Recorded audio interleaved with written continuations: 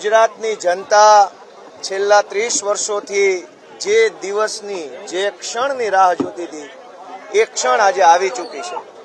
આજે ચૂંટણીનું પરિણામ આવી ચૂક્યું છે અને આ પરિણામમાં વિસાવદર, ભેસાણ અને જૂનાગઢ ગ્રામ્ય મત વિસ્તારની જનતાની જંગી બહુમતીથી જીત થઈ છે।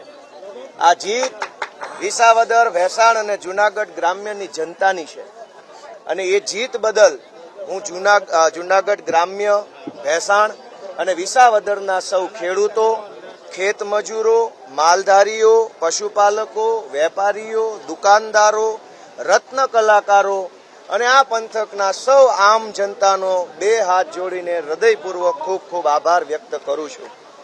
દોસ્તો, આમ જોઈએ તો ચૂંટણીમાં ક્યારેય પણ કોઈ પાર્ટીના ઉમેદવારનો વિજય થાય ત્યારે માત્ર ને માત્ર ઉમેદવાર અને એના કાર્યકર્તાઓ જશ્ન મનાવતા હોય છે।